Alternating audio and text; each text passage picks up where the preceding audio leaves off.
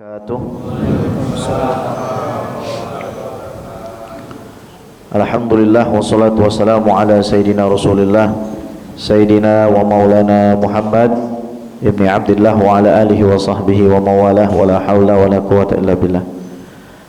Asyhadu an la ilaha illallah wahdahu la syarikalah wa asyhadu anna sayyidana wa maulana Muhammadan abduhu wa rasuluh alladzi la nabiyya wa la rasula ba'dah. Amma ba'du fa nawayna ta'allum wa ta'lim wa tadhakkur wa tadhkir wa naf'a wal intifa' wal hatha 'ala tamassuki bi kitabillah wa sunnati rasulillah ibtigha'an mardatillahi wa wajhil karim. Allahumma faqihna fid din wa 'allimna ta'wil waj'alna minal ladzina yastami'una al-qawla fayattabi'una ahsanah. Allahumma arinal haqqa haqqan warzuqna ittiba'ah wa arinal batila batila warzuqna ijtinabah wa adkhilna bi rahmatika fi 'ibadikas salihin. Rabbi zidna ilma warzuqna fahma subhanaka la ilma lana illa ma 'allamtana innaka antal alimul hakim. Amin ya rabbal alamin. Bapak Ibu sekalian yang saya cintai dan saya muliakan, alhamdulillah malam hari ini kita diberi hidangan oleh Allah Subhanahu wa taala untuk sama-sama kita sholat maghrib berjamaah, dilanjutkan kita ngaji bareng. Dan ini bukan kitab biasa, karena kitab ini menurut saya ya meskipun saya ini bacanya nggak banyak-banyak amat lah gitu, cuman kitab ini tergolong ringkas dan menyenangkan gitu. Kenapa dibilang menyenangkan? Karena memang isinya merupakan intisari gitu. Bayangin Anda minum jus yang Anda beli dari sebuah perusahaan yang otentik. Anda minum jus alpukat yang paling otentik gitu. Jadi Anda hemat apa? Hemat waktu, hemat tenaga. Kenapa? Karena Anda tidak perlu nanam. Coba bayangkan kalau Anda harus nanam alpukat, Anda mau nunggu berapa lama sampai alpukat itu matang? Anda tidak harus repot-repot memberi pupuk, menyiram air gitu kan. Anda nggak perlu menunggu proses yang panjang banget gitu kan. Tiba-tiba Anda tinggal minum aja gitu. Nah, kitab ini tuh kitab jus alpukat gitu, yang kita beli langsung minum gitu. Makanya kalau dibandingin kitab-kitab yang lain, kitab ini tergolong sangat enak. Ibaratnya ya tadi itu jus alpukat udah pakai susu coklat gitu ya, jadi nggak perlu repot-repot gitu. Kalau mau kitab yang gede-gede gitu ada ya, sekelas apa Hilyatul Auliya Abu Nuaim Al-Asbahani misalkan, sekelasnya apa Tabaqatul Auliya karangannya Al-Imam Asy'arani. Itu kelas-kelas tinggi semua yang jilidnya itu belasan gitu. Nah ini diringkas.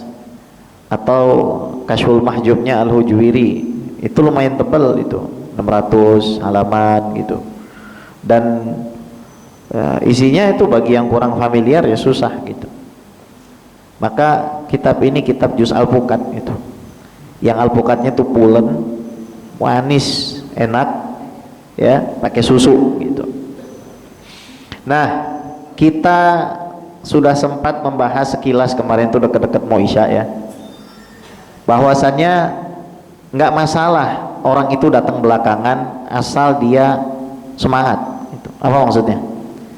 Misalkan ngantri gitu kan, orang antri panjang gitu dari pagi, kita datangnya belakangan, tapi kita punya keistimewaan gitu. Keistimewaan kita apa? Misalkan ya, kita ini punya uang lebih banyak daripada yang hadir di situ. Bayangin, kalau kita punya uang lebih banyak, itu pemilik toko ngelihat nggak? Ngelihat pasti. Apalagi kalau kita sering beli di sono gitu kan.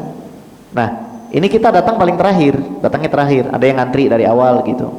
Ngantri, dia ngeliatin gitu kan.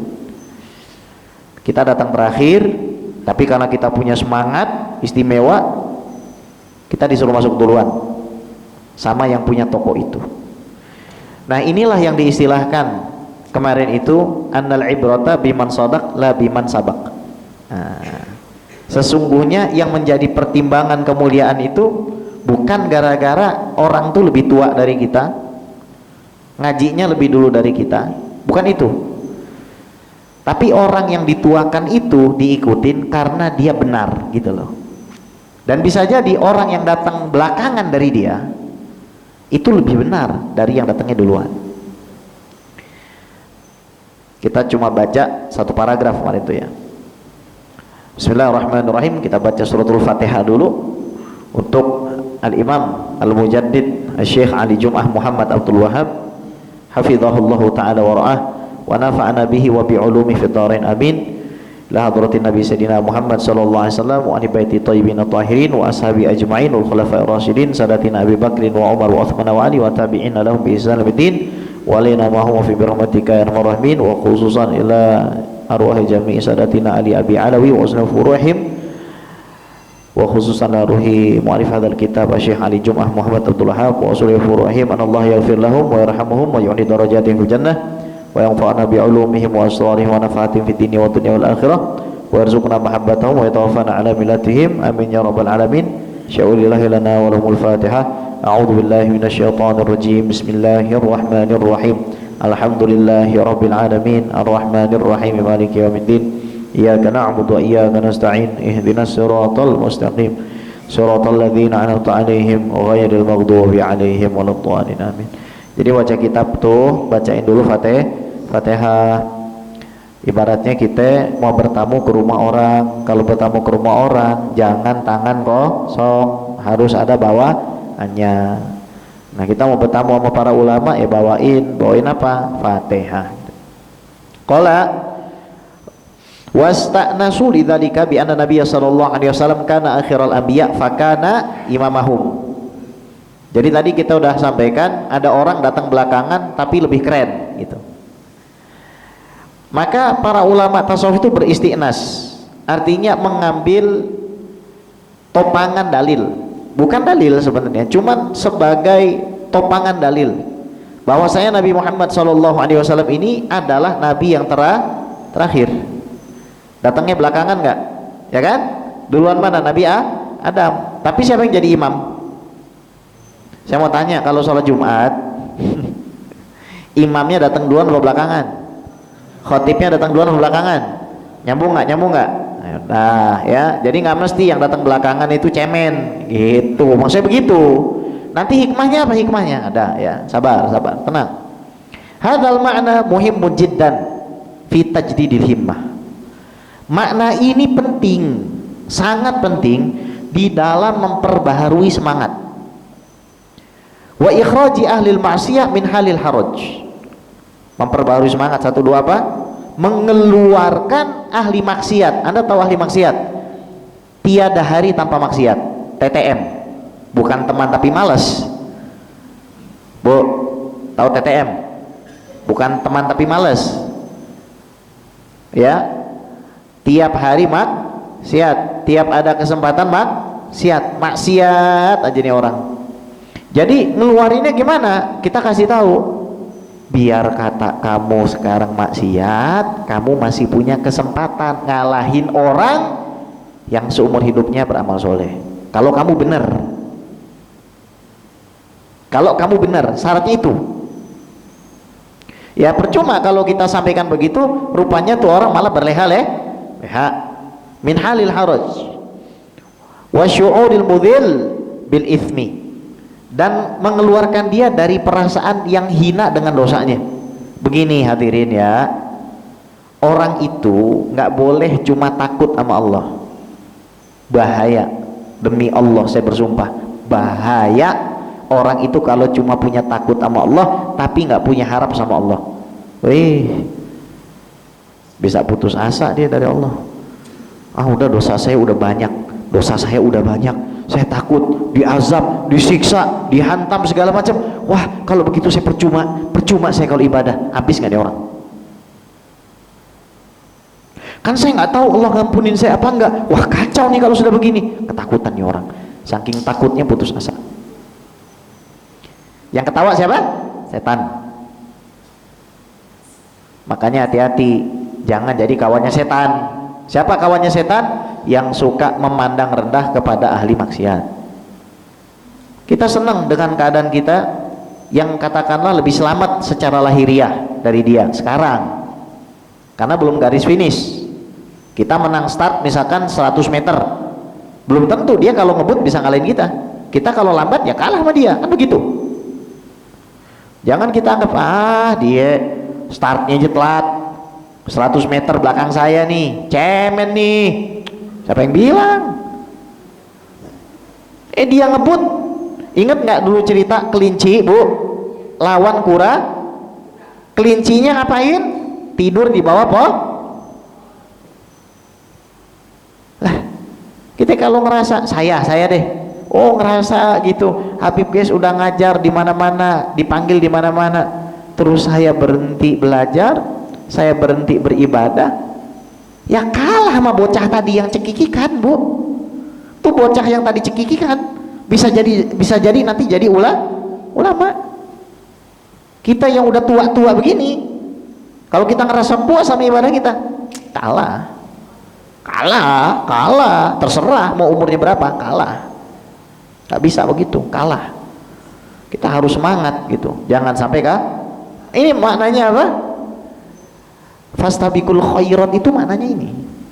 Jadi kita harus berlomba-lomba, bukan gara-gara kita lebih duluan. Saya lebih senior. Ibu tahu nggak singkatan senior? Tahu nggak, Bu? Senior, senang nipu orang.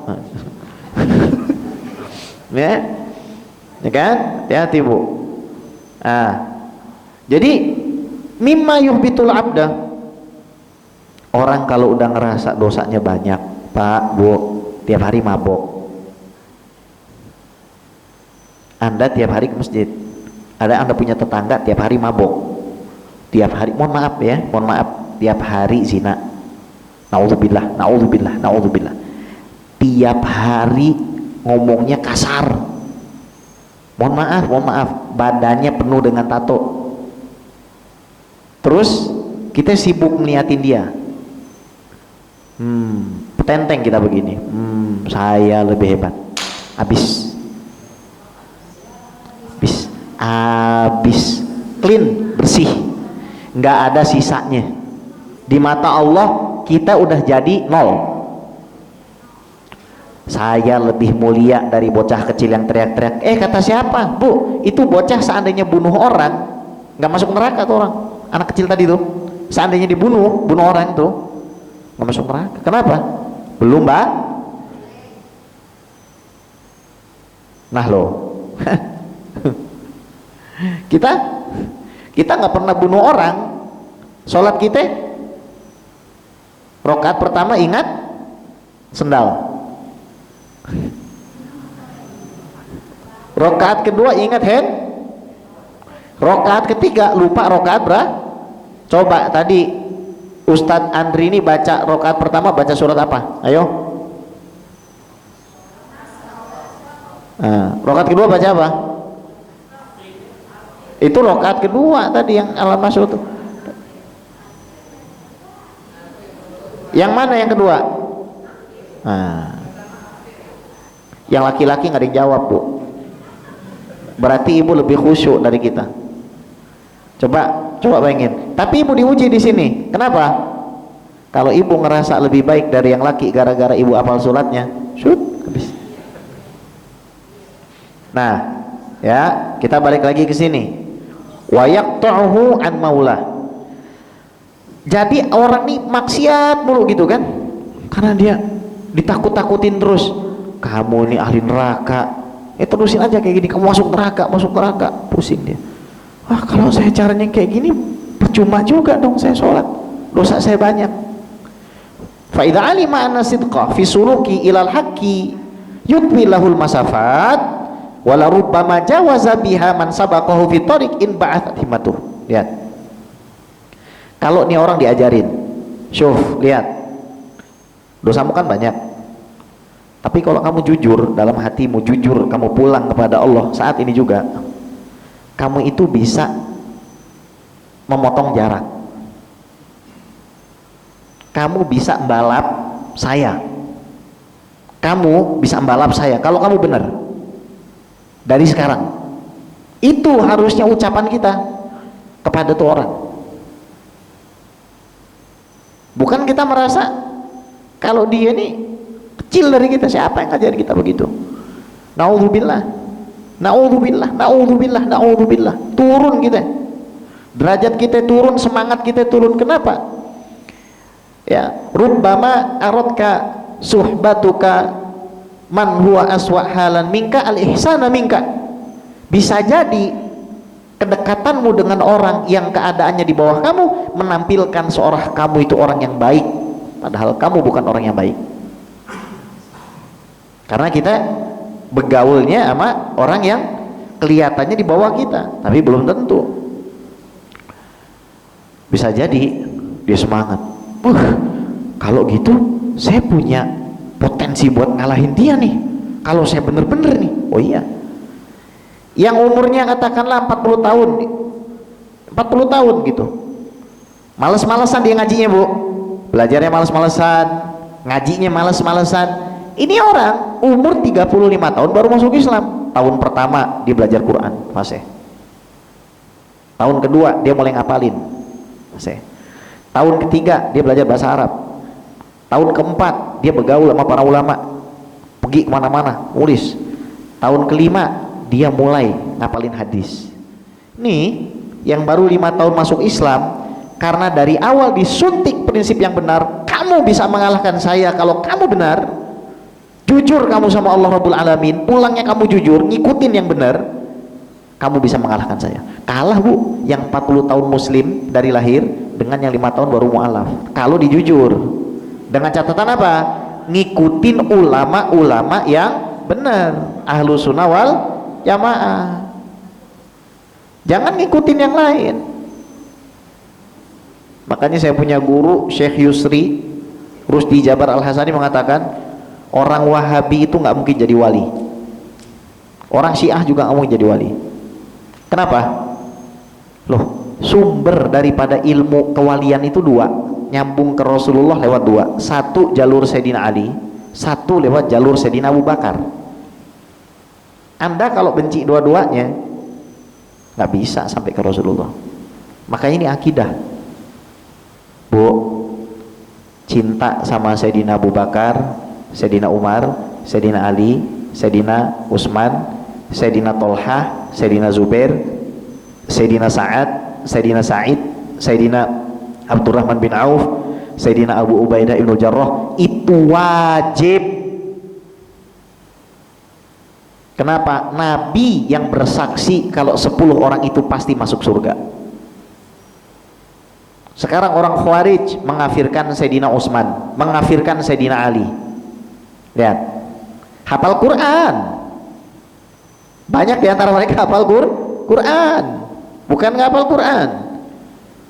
Sufahaul ahlam, ahdathul asnan, sufahaul ahlam, yamrukuna minad din kama yamruku sahmu minar ramiyah, yaqra'una al-Quran la yujawizuhum taraqiyahum. Masih muda, hafal Quran, tapi Qurannya nggak masuk ke dalam batin, nggak masuk kolbunya dia, nggak bisa, ya. Apalagi orang yang sombong, naudzubillah. Kesombongan itu ditandai apa? Satu, ibadahnya males. Kesombongan itu ditandai apa? Dua, belajarnya males, ngerasa cukup. Wallahi, itu musibah. Pada saat kita merasa kita cukup, oh kamu guys, asegaf, kamu sudah ngajar kemana-mana, kamu cukup. Oh, musibah ini. Minggu kemarin kita sudah bahas, Bu, ya, ada orang masih di lantai 1. Kalau dia sholatnya masih ngerasa capek, wudunya masih ngerasa kedinginan, dakwah kemana-mana masih ngerasa encok, itu namanya dia masih di lantai napak tangga aja belum. Subhanallah nih, ini ilmu nih yang bisa membuat kita apa? Bangkit dari kubur. Dalam artian semangat kita yang selama ini dikubur, kok sholat gini-gini aja, puasa gini-gini aja, zikir gini-gini aja, itu bisa bangkit. wala rubbama jawaza biha man sabaqa fi thariq in ba'athat himmatuh wa tajaddada nasyatuh. Dan semangatnya itu terperbaharui lagi, ibaratnya barang baru. Wan ta'asya amaluh, dia punya harapan tinggi, hidup harapannya itu bercahaya harapannya. Wih, kalau gitu saya berarti bisa ya, saya bisa nih, saya bisa. Kenapa ada kisah-kisah seperti Sayyidina Umar yang dulu ngubur anak perempuannya hidup-hidup terus naik ke atas? Kenapa ada ulama seperti Abu Syuja umur 80 tahun baru belajar agama, dikasih umur 160 tahun, kitabnya sampai sekarang dipelajarin, lahirnya 433 Hijriah, baru belajar umur 80 tahun Pak, baru belajar, fokus belajar agama. Coba. Jadi hidup itu baru kita mulai saat ini. Setiap hari itu kita harus menjadi seperti anak bayi lagi, mulai dari nol lagi. Tapi kalau kita sudah punya penyakit merasa tahu, merasa alim, jatuh. Dan ini biasanya kenanya kepada para ulama. Jadi setan, Bu, kalau kita ini profesor, nggak mungkin diutus iblis anak TK. Iblis ini kan ada kelasnya. Kalau kita profesor, iblis yang diutus juga benar nggak? Kalau kita doktor, iblis yang diutus juga doktor. Panggil dokter iblis, anak saya dokter siapa sini? Tuh, dia dokter tuh. Dokter. Sikat. Coba kamu godain.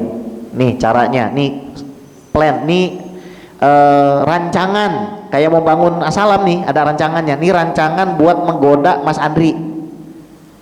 Rancangan buat goda jamaah Masjid Asalam. Rancangan buat goda Ges Asegaf. Nih rancangannya.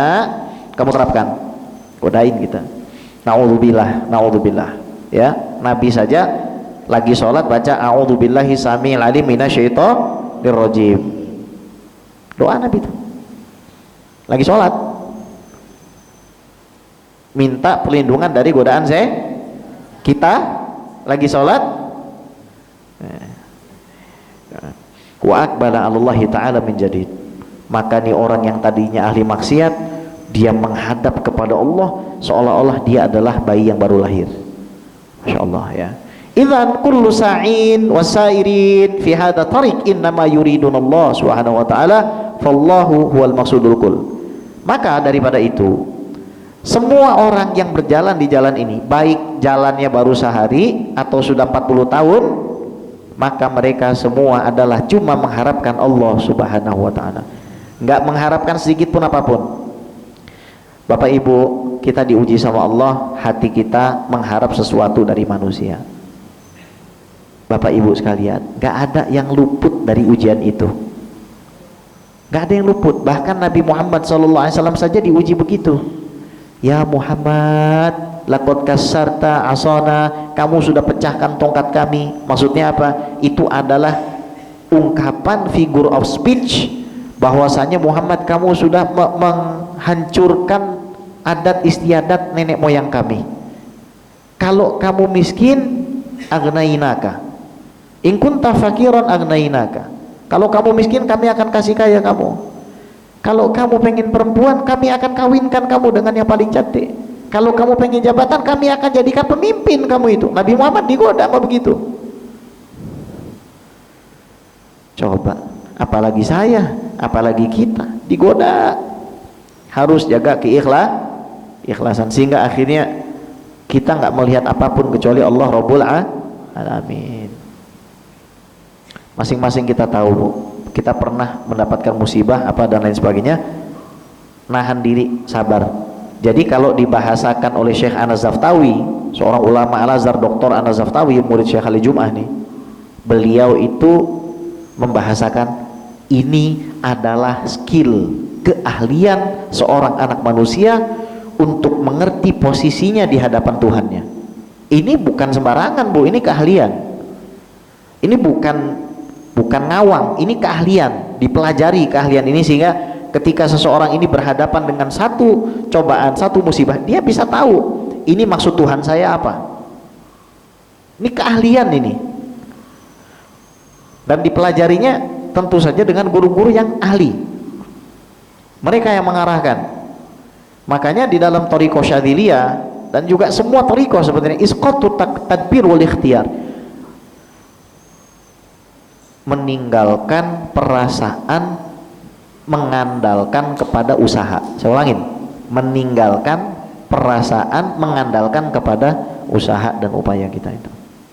Kita berusaha untuk mensyukuri nikmat akal, nikmat tubuh yang sudah Allah kasih. Kita berolahraga untuk menjaga kesehatan sebagai bentuk wujud syukur kita kepada Allah atas nikmat badan yang Allah kasih. Kita tidak merokok, kita tidak mabuk, ya, untuk menjaga semua itu. Akan tetapi, ya, kita serahkan semuanya kepada Allah Subhanahu wa taala. Gak pernah sedikit pun kita mengandalkan uang, gak pernah kita sedikit pun mengandalkan manusia, gak pernah sedikit pun kita bersujud kepada manusia, mengemis kepada manusia. La, Allah. Wah, semangat Bu ya, semangat. Iya. Jadi ibu ini mungkin umur ibu sekarang baru 15 tahun, masih muda-muda ini. Saya ini 13, 12, 14 tahun, 13 setengah, 12, ini 11 tahun. Ini baru lahir kemarin nih kayaknya nih, dua ini. Ya, sama saya, apalagi saya Bu. Jadi kita prinsipnya apa? Setiap hari kita adalah orang yang tidak tahu. Setiap hari kita adalah orang yang tidak pernah ibadah.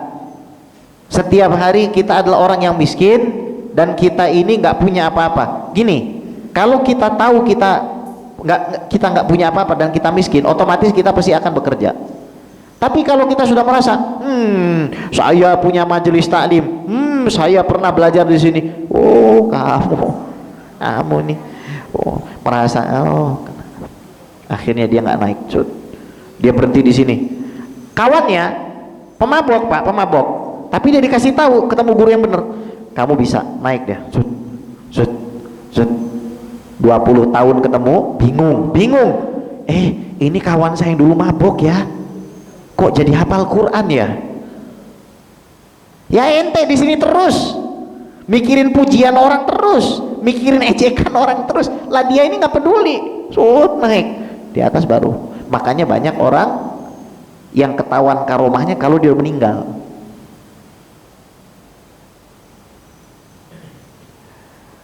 Ikhwani, idzan, ya, semuanya kita pulang kepada Allah, dan Allah itu adalah tujuan kita dan harus menjadi tujuan kita satu-satunya.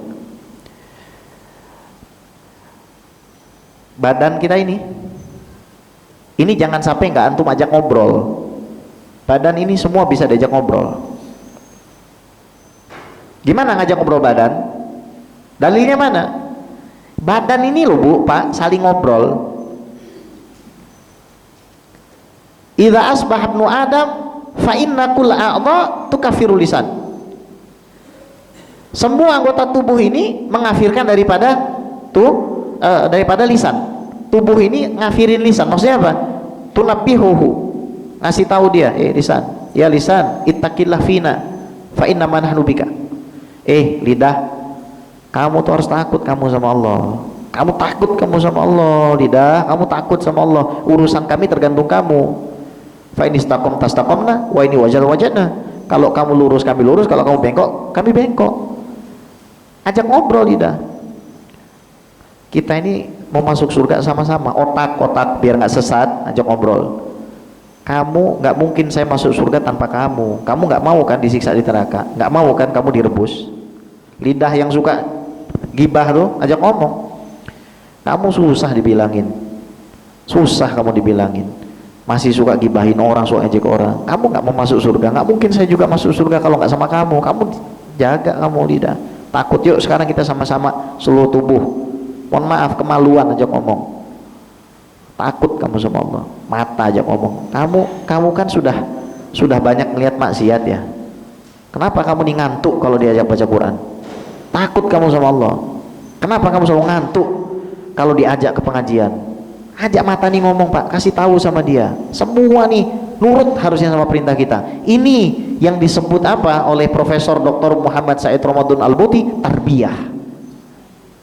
Rob itu artinya zat yang mengislah, memperbaiki. Itu Rob. Kalau dinisbatkan kepada manusia, Rabbul Bait, yang memperbaiki rumah, yang urus rumah. Kalau Allah yang perbaiki semua. Artinya apa? Kita ini juga Rabb, kita punya mamlakah, kita punya kerajaan. Namanya apa? Al-a'dha wal qalb. Namanya anggota tubuh dan hati. Itu kerajaan kita. Ibu adalah ratunya, bapak adalah rajanya. Jangan sampai Anda dikudeta oleh mata Anda. Jangan sampai Anda dikudeta oleh lidah Anda. Anda dikudeta oleh telinga Anda, dikudeta oleh tangan Anda. Akhirnya Anda nggak bisa kontrol. Maksiat, maksiat, maksiat, maksiat, maksiat, maksiat, maksiat. Kontrol. Kasih, ajak ngomong.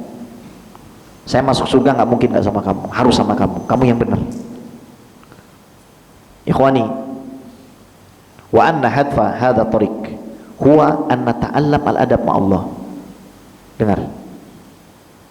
Sebanyak apapun ilmumu, ini bukan saya ngomong, ini bukan lagi ceramah, ini perkataan para aulia dan ulama dari kitab-kitab yang udah saya baca, semuanya ngomong kayak begitu.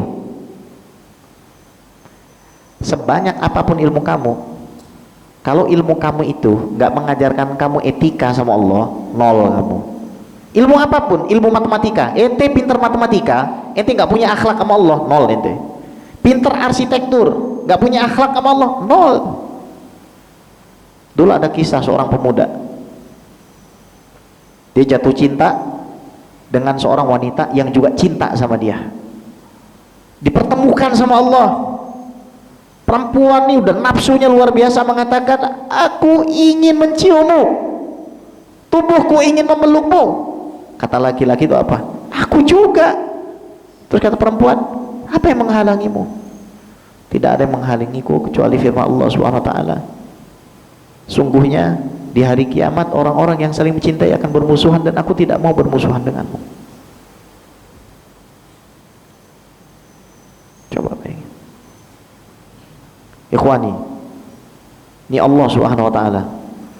Maka kalau kita ngerasa di titik terendah di dalam hidup kita, langsung kita ingat, saya adalah anak yang baru lahir, saya masih punya kesempatan. Bu, seandainya ibu nyawanya tinggal 10 detik lagi dan ibu punya 1 biji korma, tanam. Itu harapan. Seandainya bapak umur tinggal 50 detik lagi, punya peci kopiah untuk dikasihkan, baju untuk dikasihkan, kasih, berikan. Karena ini perjuangan kita, dan kita ingin sama-sama masuk surga bersama orang yang kita cintai, orang yang kita sayangi. Kalau kita sayang dengan orang, tidak mungkin kita menjerumuskan dia masuk ke dalam neraka. Ini semua omongan. Anda mau thariqah apa? Mau Syadziliyah begini, Naqsyabandiyah begini, Qadiriyah begini, kemudian Rifaiyah begini, Badawiyah begini, Burhamiyah, Dasukiyah begini, Alawiyah begini. Mau thariqah apa lagi? Semuanya itu pusatnya ada di sini. Mungkin nanti caranya sebenarnya sama-sama aja, cuma masalah rasa aja. Ada yang strict mengatakan kamu harus mengikuti semua sunnah Rasulullah.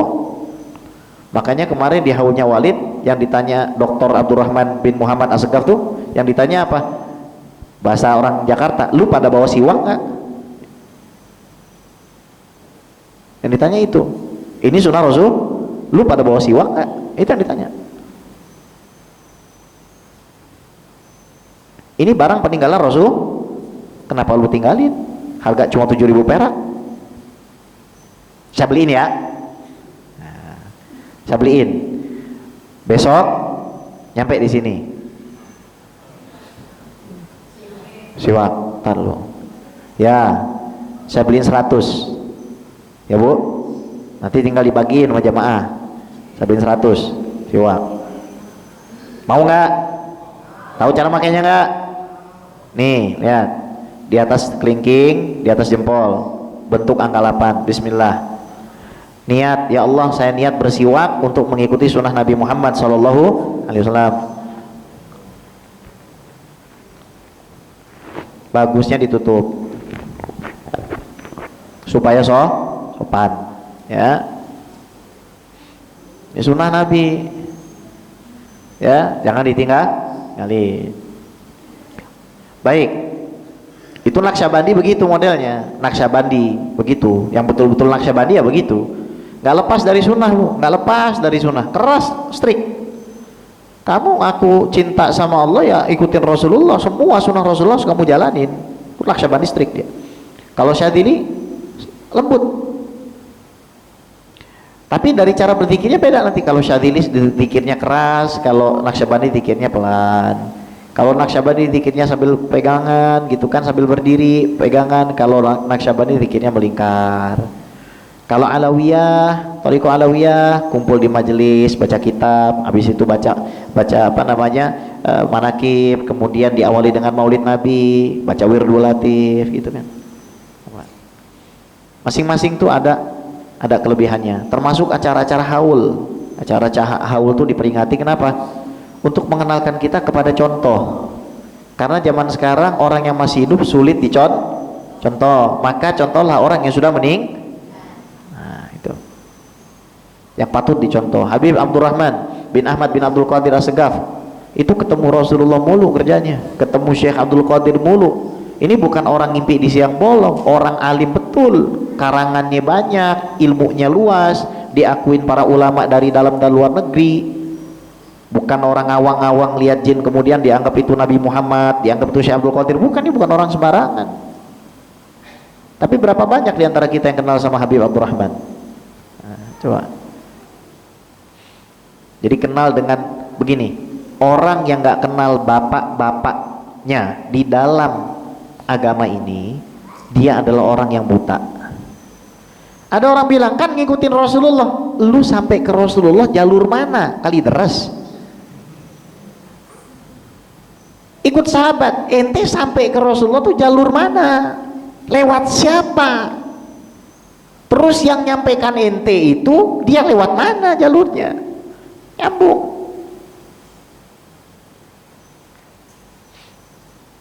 Nyambung akhirnya, ngerasa. Jadi kita ini memang diarahkan sama Rasulullah untuk ngikutin para ulama, ngikutin zuriyahnya Nabi. Ini saya ngomong begini bukan promosi, na'udzubillah. Nggak perlu, bahkan saya dianggap sama orang, nggak usah dianggap zuriyah Nabi sekalipun, nggak peduli. Yang penting Allah Subhanahu wa Ta'ala, itu yang penting. Kenapa? Karena kalau seandainya saja kita sudah, ini kata Habib Muhsin, orang yang hafal Quran itu dia berat ujiannya. Kenapa? Dia harus cinta kepada para habaib yang misalkan nggak hafal Quran. Makanya kalau ada orang hafiz Quran, dia cium tangan Habib yang, mohon maaf, mungkin bukan ahli ilmu agama apalagi hafal Quran, tuh orang bener-bener tuh orang top. Saya punya teman, Bu, namanya Saifur Rahman. Saya udah cerita, setiap hari hatam 1 kali Quran. Orang Bogor, setiap hari hatam 1 kali Quran. 1 kali Quran setiap hari, Pak, 1 kali. Dari tahun 2000 sudah 8.000 kali hatam tuh orang. Ketemu saya nggak mau dicium tangannya, pasti cium tangan saya. Tapi jadi Habib itu juga diuji. Kalau Anda melihat Anda cucunya Rasulullah, melihat Anda punya nasab kayak begitu, Anda sudah terhijab. Habib Ali, Sayyidil Walid Al-Habib Ali bin Abdurrahman Segaf, nggak pernah sehari pun petentang-petenteng, saya ini bin Abdurrahman, bapak saya wali kutub, bapak saya seling lihat Rasulullah. Nggak pernah beliau petentang-petenteng. Yang ada masuk ke bawah jurang, banjir sepinggang, dakwah di jurang. Yang ada masuk ke ganggang sempit, dakwah ke orang, ketok pintu orang. Nggak pernah, oh ana bin Abdurrahman, nggak bawa.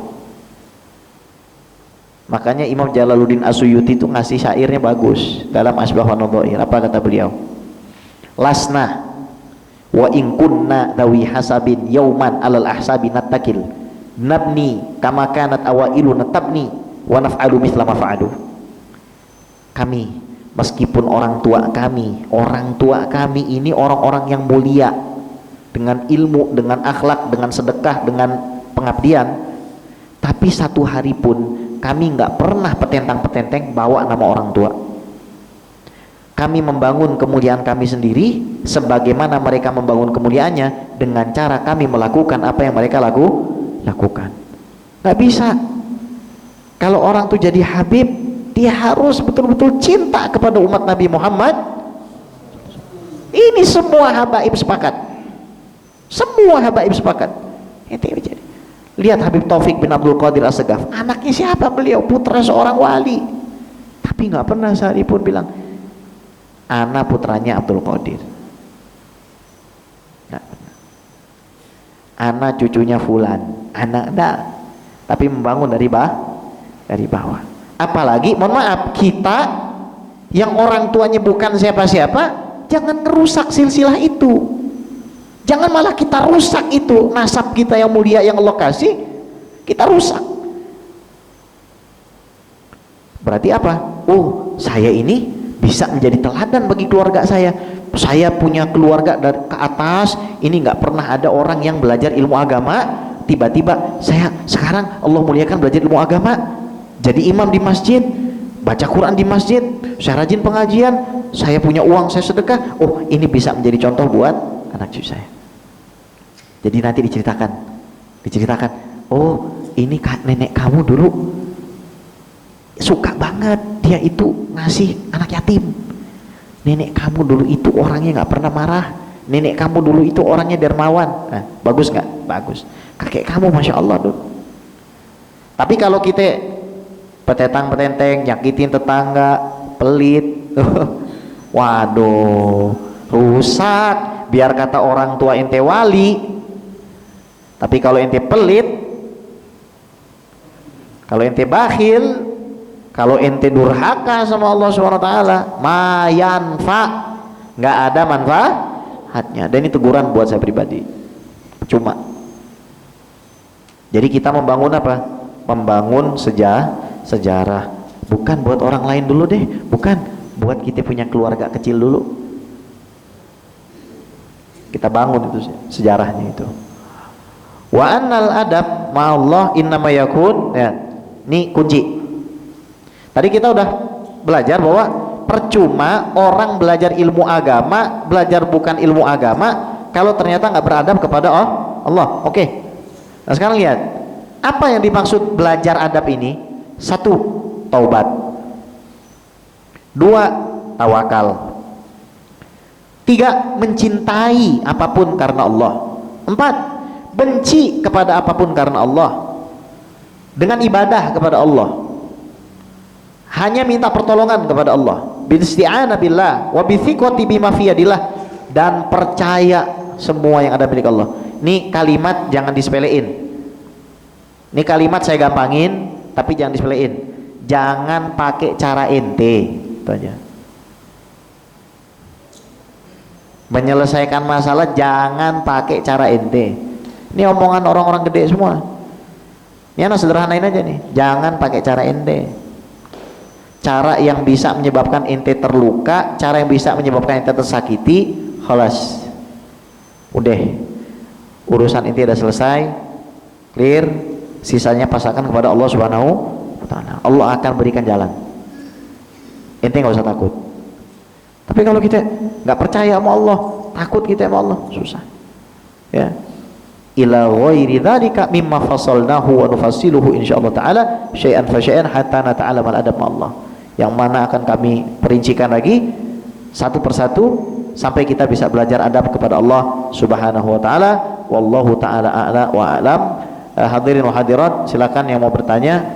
Saya juga ada jadwal insyaallah Isya akan di Masjid An-Ni'mah di Japos. Jadi silakan bagi Bapak Ibu yang ingin berdiskusi, tafadhol silakan. Bebas Pak, silakan Bu. Saya ini mau minum teh dulu. Izin.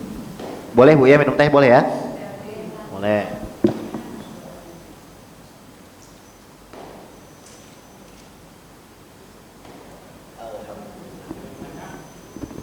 Cek, tes.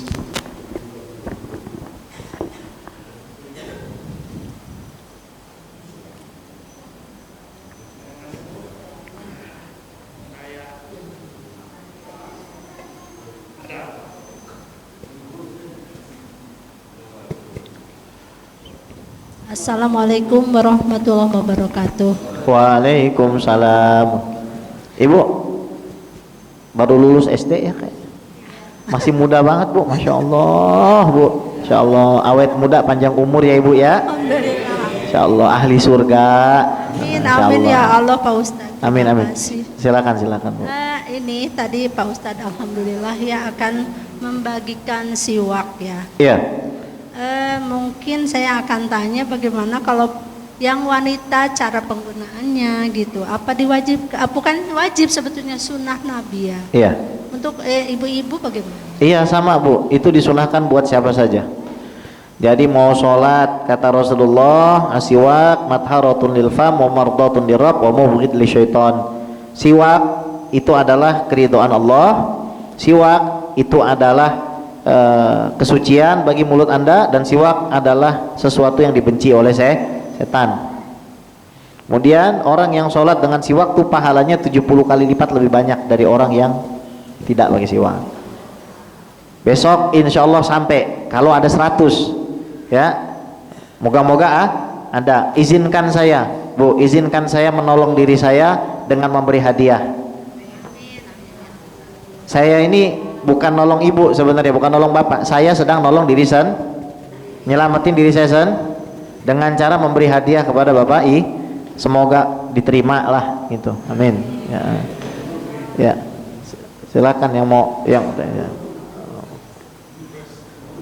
Ya. Ini bisa lama nih kalau dia yang nanya nih, repot banget nih. Ya silakan dah, silakan. Assalamualaikum warahmatullahi wabarakatuh.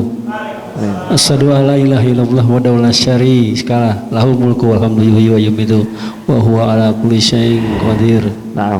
Alhamdulillah, semoga Pak Ustadz Habib guys selalu dalam keadaan sehat. Amin. Amin. Sehingga bisa mengajarkan ilmunya pada kita semua. Amin. Amin. Amin ya rabbal alamin.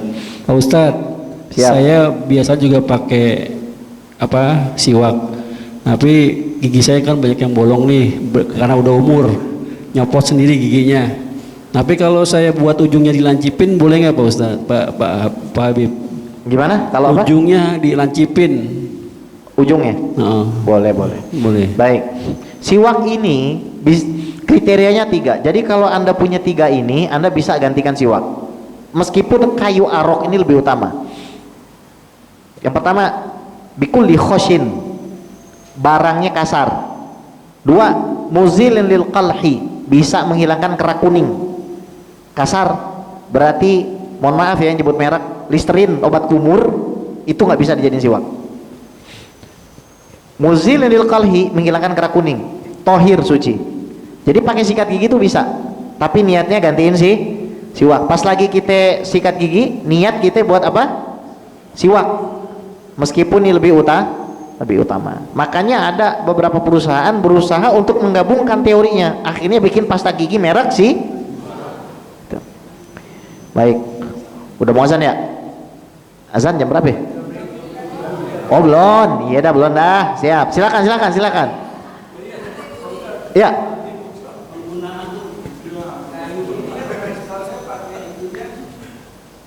Pakai sikat giginya dari HNI, katanya mengandung kayu siwak. Iya, tapi mengandung kayu siwak bukan siwak.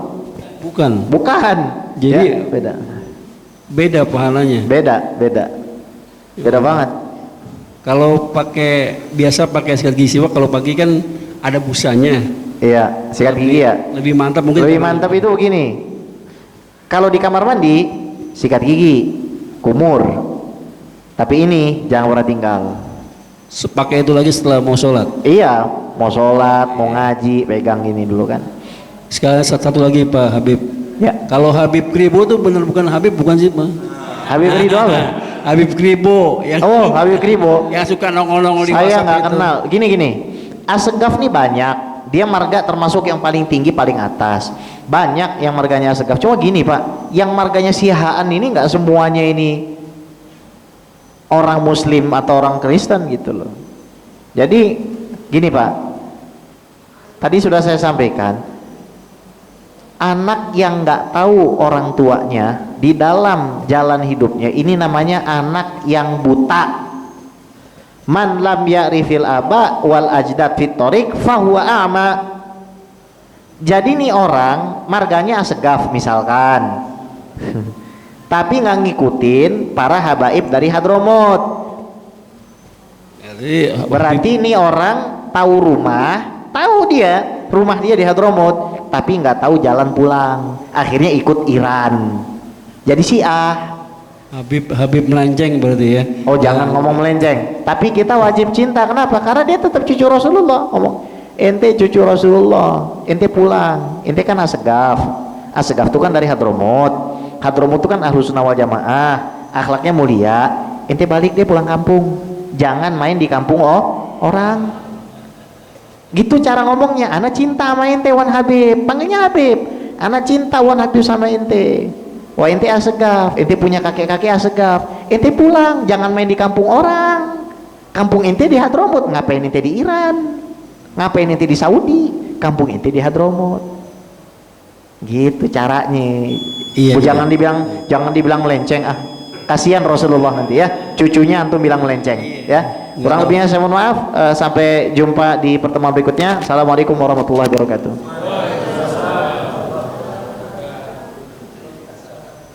Habib melenceng katanya, mantap banget ya.